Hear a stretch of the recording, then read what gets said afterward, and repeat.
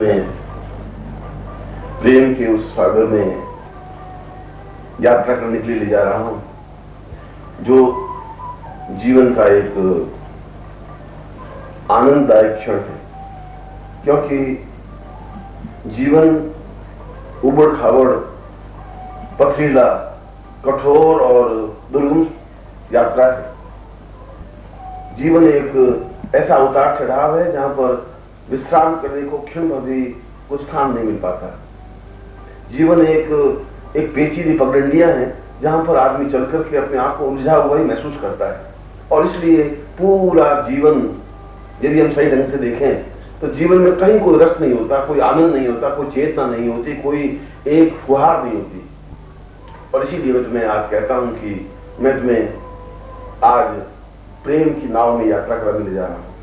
आज मैं तुम्हें प्रेम के सागर में हिचकोले खिलाने ले जा रहा हूं। आज मैं अपने साथ में वहां ले जा रहा हूं जहां प्रेम का एक अनंत ज्ञान है, वहां प्रेम की एक चिंतन है, एक धारा है, एक लहर है, एक तरंग है, एक मस्ती है। क्योंकि जीवन की यात्रा का संपूर्ण रस प्रेम में है। और जब तक जीवन में प्रेम नहीं होता तब तक मनुष्यता प्राप्त ही नहीं हो सकती, जीवन की यात्रा प्रारंभ ही नहीं हो सकती। ही प्रेम है। जीवन की यात्रा का प्रथम चरण प्रेम है और जीवन यात्रा का अंतिम पड़ाव प्रेम है। और जहां मैं प्रेम शब्द की व्याख्या कर रहा हूं, जहां मैं तुम्हारे सामने प्रेम शब्द को संबोधित कर रहा हूं, उस प्रेम में कहीं कोई प्रकार की वासना नहीं है, कोई नारी देह नहीं है, कोई मनुष्य का बलिष्ठ शरीर आंखों के सामने नहीं है, कोई आंतरिक स्वार्थ पूर्ति नहीं है। प्रेम तो एक उत्फुल्ल सुवास है, सुगंध है। प्रेम तो एक छलछल बहता हुआ झरना है जिसके नीचे स्नान करने से पूरे तन मन को एक भिगो देती है, एक एहसास करा देती है कि ये सारा शरीर आनंद और तृप्ति में, प्रेम में सराबोर हो गया। प्रेम एक ऐसी पुरवई है जिसको छूने के लिए, जिसको स्पर्श करने के लिए एक अजीब सी मस्ती, एक अजीब सी खुमार आ पाती है। एक ऐसी हवा शरीर को स्पर्श करती है, एक ऐसी पुरवई पूरे शरीर को हिलोड़ देती है, जीवन के तार तार उस प्रकार से झंकृत कर देती है कि सारा शरीर एक तरह से नृत्य करने लग जाता है। एहसास होने लग जाता है कि जीवन में कुछ आनंद है, कुछ चेतना है, जीवन की कुछ श्रेष्ठता है, जीवन में कुछ प्रसन्नता है, खुशी है। और एक ऐसी स्थिति है जहां अपने आप को आगे बढ़ने पर और उस स्टेज पर, उस स्थिति पर पूर्ण तक पहुंचने पर एक परितृप्तता मिलती है। और इसीलिए मैं कह रहा हूं कि तुम एक शिष्टता की पगडंडी पर बढ़ रहे हो, एक साधना की पगडंडी पर बढ़ रहे हो, एक उपासना की पगडंडी पर बढ़ रहे हो। मगर मैं तुम्हें एक क्षण रुक करके सोचने के लिए बाध्य कर रहा हूं। एक क्षण तुम्हारे जीवन के क्षण को मैं पकड़ करके खड़ा हूं। उस साधना और उपासना के बीच में एक क्षण रुकने के लिए कह रहा हूं। और मैं तुम्हें यह स्पष्ट कर रहा हूं कि केवल आंख मूंद कर ध्यान करना और केवल निरंतर मंत्र जाप करना ही, केवल गुरु मंत्र जाप करना और केवल राम राम करना ही जीवन की श्रेष्ठता नहीं है। केवल किसी मंत्र की साधना और आंखें बंद करके पालतू मार के बैठना ही जीवन तो पूरे जीवन को उछाल देना है। जीवन की श्रेष्ठता तो जीवन को प्रतप्त कर देना है। जीवन की श्रेष्ठता तो आंखों में, जीवन में, रोम रोम में और प्रत्येक अणु अणु में एक मस्ती, एक हिलोर, एक आनंद, एक तृप्ति भर देना है। और ये आनंद, ये मस्ती, ये जीवन की पूर्णता, ये जीवन की श्रेष्ठता, ये जीवन का सुख और ये जीवन का सौंदर्य प्रेम में है। इसलिए मैं कहता हूं कि प्रेम में कोई जाति नहीं होती। इसलिए मैं कहता हूं कि प्रेम का कोई बंधन नहीं होता। इसलिए मैं कहता हूं कि प्रेम की कोई दिशा नहीं होती, प्रेम की कोई सीमा नहीं होती, प्रेम का कोई क्षेत्र नहीं होता, प्रेम में किसी प्रकार का संबंध और असंबंध नहीं होता। प्रेम तो प्रभु और मनुष्य से हो सकता है, प्रेम तो प्रेमी और प्रेमिका के बीच में हो सकता है, प्रेम तो एक प्राणी और गुलाब के पुष्प के बीच हो सकता है, प्रेम तो हिमालय पहाड़ से हो सकता है, बहते हुए झरने से हो सकता है, कलकल करती हुई नदी से हो सकता है, वन प्रांत से हो सकता है और प्रभु के उस नित्य लीला रूप से हो सकता है। और ये हो सकता है जब तुम्हारे अंदर प्रेम का अंकुर फूटे, जब तुम्हारे अंदर एक चिंगारी से पैदा हो, जब तुम्हारे अंदर एक विचार पैदा हो, जब तुम्हारे अंदर एक धारणा पैदा हो। रामानंद अपने आप में श्रेष्ठतम योगी थे, अद्वितीय योगी, साधना की उच्चता पर पहुंचे हुए, प्रभु के साक्षात दर्शन किए हुए, प्रभु के सामने आत्मसात करते, उनके सामने बैठते हुए। और एक शिष्य उनके पास पहुंचा, उन्होंने कहा कि मैं साधना करना चाहता हूं, मैं कुछ सिद्धि प्राप्त करना चाहता हूं, मैं सिद्धियों को स्पर्श करना चाहता हूं, मैं अपने सामने तारा है महाकाली को प्रत्यक्ष प्रकट करना चाहता हूं। रामानंद ने पूछा कि तुम प्रेम करना जानते हो? शिष्य बड़ा आश्चर्यचकित हो गया। उसने कहा कि साधना और उपासना से प्रेम का क्या संबंध है? मैं आपके पास साधना सीखने के लिए आया हूं, आप मेरे गुरु हैं, मैंने आपसे दीक्षा ली है, मैं आपका शिष्य हूं, मैं आपके प्राणों से जुड़ा हुआ हूं, मेरे जीवन का अर्थ प्रेम नहीं है, मैं प्रेम को तुच्छ और हेय मानता हूं। मैं तो आपके पास उस ज्ञान, उस चिंतन, उस धारणा को प्राप्त करना चाहता हूं जिसके माध्यम से उस काली के दर्शन कर सकूं, उस भगवती तारा के दर्शन कर सकूं, उस महाविद्या को प्राप्त कर सकूं। मैं इसलिए आपके पास आया। मुझे वो रास्ता, वह उपासना, वह साधना, वह चिंतन, वह मंत्र जाप दीजिए, वह उपासना, वह बैठने की क्रिया सिखाइए, मुझे किस प्रकार से साधना करनी है उसका चिंतन दीजिए। रामानंद ने पूछा कि क्या तुम प्रेम करना जानते हो? शिष्य बड़ा आश्चर्यचकित हो गया। दूसरी बार भी यही प्रश्न। उन्होंने सोचा कि आज गुरु को क्या हो गया है, आज रामानंद जी को हुआ क्या है। उन गुरु के सामने से बोल तो सकता नहीं था, मगर हतप्रभ, आश्चर्यचकित। उन्होंने पूछा कि मैं आपके भाव को समझ नहीं पाया हूं, या शायद आप मेरे अर्थ को समझ नहीं पा रहे हैं। मैं आपका शिष्य हूं, मैं आपके चरणों में बैठा हूं, मैं साधना करना चाहता हूं, मैं सिद्धि को प्राप्त करना चाहता हूं, मैं जीवन की पूर्णता चाहता हूं, मैं अपने सामने इष्ट के साक्षात दर्शन करना चाहता हूं, मैं आपसे वह मंत्र, वह क्रिया, वह गोपनीय चिंतन सीखना चाहता हूं जिसके माध्यम से मैं अपने इष्ट को अपने सामने प्रत्यक्ष प्रकट कर सकूं, मैं उसको देख सकूं, मैं उससे अपने आप को आत्मसात कर सकूं। इसलिए आप मुझे वो मंत्र दीजिए, वो कौन सा मंत्र है, कौन सी साधना विधि है, वो कौन सा अनुष्ठान है।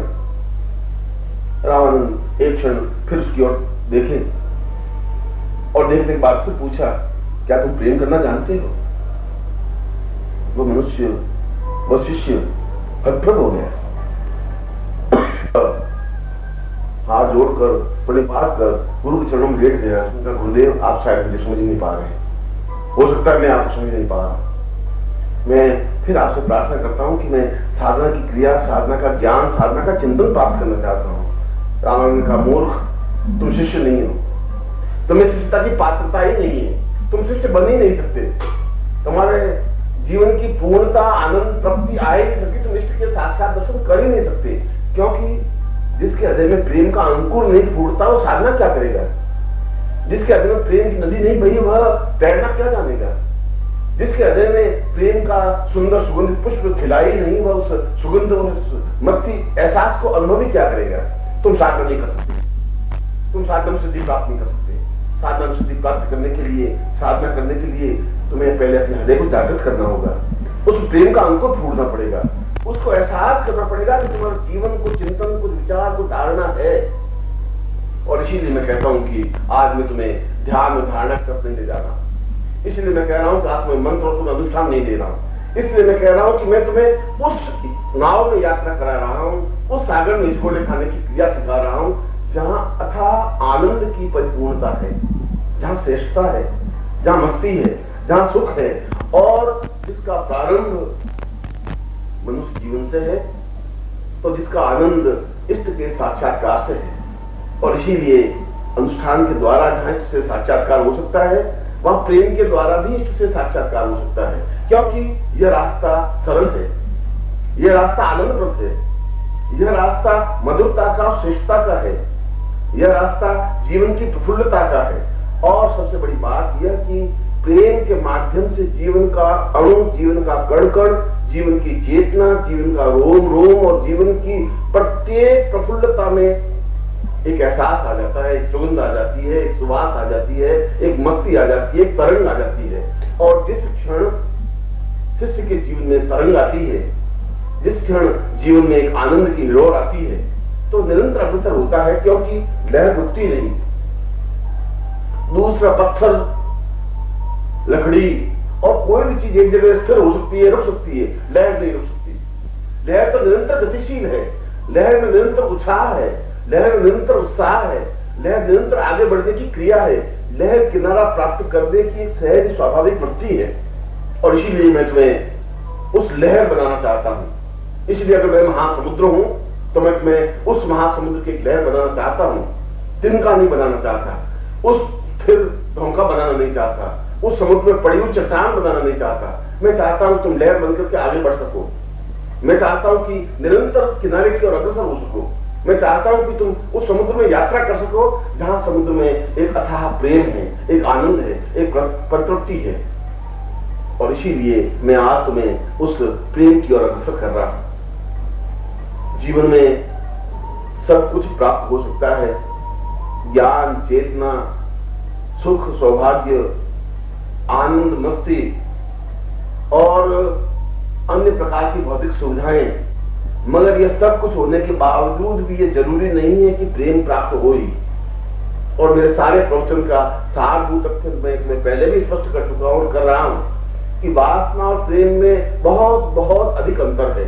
वासना देह का सुख है, वासना घृणित और घटिया काम है जिससे कि केवल हम अपने जैसा एक अन्य प्राणी पैदा कर सकते हैं संसार में दुख पाने के लिए, परेशान होने के लिए, एक जूझने के लिए।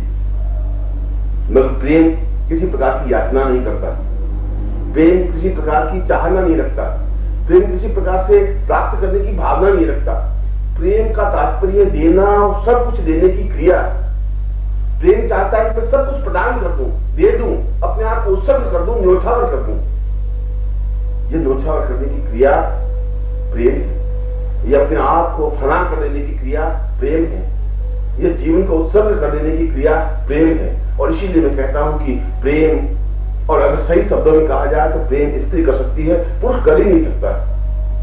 क्योंकि प्रेम के लिए चाहिए हृदय, और वह हृदय पक्ष स्त्री का पूर्ण रूप से जागृत होता है, पुरुष का मस्तिष्क पूर्ण रूप से जागृत होता है।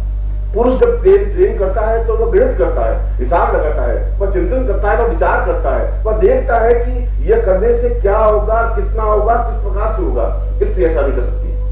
स्त्री टुकड़ों टुकड़ों में प्यार नहीं कर सकती, वह कुछ सोचती नहीं।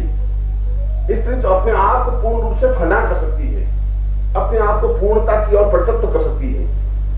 इसलिए संसार में मीरा नहीं बन सकी, कोई पुरुष मीरा नहीं बन सका, शूर चाहते हुए मीरा नहीं बन सके, बुद्ध अगर पूरी तरफ से प्रयत्न करते तभी मीरा नहीं बन सकते थे, महावीर प्रयत्न करने पर भी मीरा नहीं बन सकते थे। क्योंकि मीरा बनने के लिए एक नारी हृदय चाहिए, एक हृदय का सुवास चाहिए, एक हृदय की सुगंध चाहिए, और वह हृदय की सुगंध स्त्री के पास होती है, वह हृदय की पूर्णता स्त्री के पास होती है।